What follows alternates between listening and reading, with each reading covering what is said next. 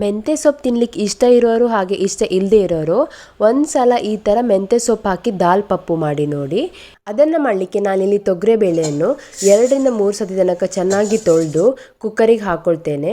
ಅದ್ರ ಜೊತೆ ಸ್ವಲ್ಪ ನೀರು ಮತ್ತು ಅರಿಶಿನ ಹಾಕಿ 3-4 ವಿಸಿಲ್ ಬರೋ ತನಕ ಅದನ್ನು ಚೆನ್ನಾಗಿ ಬೇಯಿಸ್ಕೊಳ್ತೇನೆ. ಇಲ್ಲಿ ನಾನು ಮೆಂತ್ಯ ಸೊಪ್ಪನ್ನು ತಗೊಂಡಿದ್ದೇನೆ. ಇದಕ್ಕೆ ಸ್ವಲ್ಪ ನೀರು ಮತ್ತು ಉಪ್ಪು ಹಾಕಿ 1-2 ಸತಿ ನಾನು ಇದನ್ನು ಚೆನ್ನಾಗಿ ತೊಳ್ಕೊಳ್ತೇನೆ.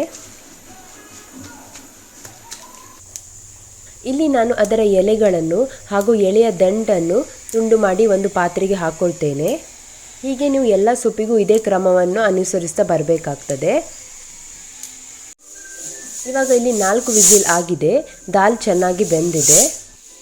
ಇವಾಗ ನಾನು ಮೆಂತ್ಯ ಸೊಪ್ಪಿನ ಎಲೆಗಳು ಹಾಗೂ ಅದರ ಎಳೆಯ ದಂಟನ್ನು ಚಿಕ್ಕ ಚಿಕ್ಕ ತುಂಡುಗಳನ್ನಾಗಿ ಕತ್ತರಿಸ್ತಾ ಬರ್ತೇನೆ. ನಿಮಗೆ ಎಷ್ಟು ಚಿಕ್ಕದು ಬೇಕೋ ಅಷ್ಟು ಚಿಕ್ಕದಾಗಿ ನೀವು ಅದನ್ನು ಕತ್ತರಿಸಬಹುದು. ಹಾಗೆ ನಾನು ಸ್ವಲ್ಪ ಈರುಳ್ಳಿ ಹಾಗೆ ಟೊಮೆಟೊವನ್ನು ಚಿಕ್ಕ ಚಿಕ್ಕ ತುಂಡುಗಳನ್ನಾಗಿ ಕತ್ತರಿಸ್ಕೊಳ್ತೇನೆ. ದಾಲ್ ಚೆನ್ನಾಗಿ ಬೆಂದಿದೆ. ಇವಾಗ ನಾನು ಇದಕ್ಕೆ ಸ್ವಲ್ಪ ಬೆಳ್ಳುಳ್ಳಿ, ಮೆಂತ್ಯ ಸೊಪ್ಪು, ನೀರುಳ್ಳಿ, ಟೊಮ್ಯಾಟೊ, ಹಸಿಮೆಣಸಿನಕಾಯಿ, ಸ್ವಲ್ಪ ಉಪ್ಪು, ಅರಿಶಿನ ಪುಡಿ, ಮೆಣಸಿನ ಪುಡಿ, ಎಣ್ಣೆ ಮತ್ತು ನೀರನ್ನು ಹಾಕಿ ಚೆನ್ನಾಗಿ ಮಿಕ್ಸ್ ಮಾಡ್ಕೊಳ್ತೇನೆ. ಇದು ಇವಾಗ ಚೆನ್ನಾಗಿ ಮಿಕ್ಸ್ ಆಗಿದೆ. ಇವಾಗ ನಾನು ಕುಕ್ಕರ್ 1 ವಿಸಿಲ್ ಬರೋ ತನಕ ಅದನ್ನು ಕೂಗಿಸ್ಕೊಳ್ತೇನೆ.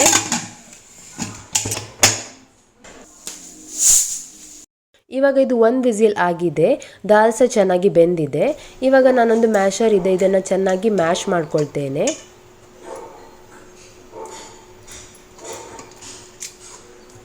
ಇವಾಗ ನಾನೊಂದು ಪಾತ್ರೆಗೆ ಎಣ್ಣೆ ಮತ್ತು ತುಪ್ಪ ಹಾಕಿ ಬಿಸಿಗೆ ಇಡ್ತೇನೆ. ಅದಕ್ಕೆ ನಾನು ಸಾಸಿವೆ, ಜೀರಿಗೆ, ಬೆಳ್ಳುಳ್ಳಿ, ಬ್ಯಾಡಗೆ ಮೆಣಸು, ನೀರುಳ್ಳಿ, ಸ್ವಲ್ಪ ಕರಿಬೇವು ಹಾಕಿ ಚೆನ್ನಾಗಿ ಫ್ರೈ ಮಾಡ್ಕೊಳ್ತೇನೆ. ಇದು ಇವಾಗ ಚೆನ್ನಾಗಿ ಫ್ರೈ ಆಗಿದೆ. ಇವಾಗ ನಾನು ದಾಲ್ ಮಿಶ್ರಣವನ್ನು ಇದಕ್ಕೆ ಸೇರಿಸ್ಕೊಳ್ತೇನೆ. ಹಾಗೆ ಸ್ವಲ್ಪ ಹುಣಸೆ ರಸವನ್ನು ಹಾಕ್ಕೊಳ್ತೇನೆ. ಇದು ಎರಡನ್ನು ಚೆನ್ನಾಗಿ ಮಿಕ್ಸ್ ಮಾಡ್ಕೊಳ್ಬೇಕು.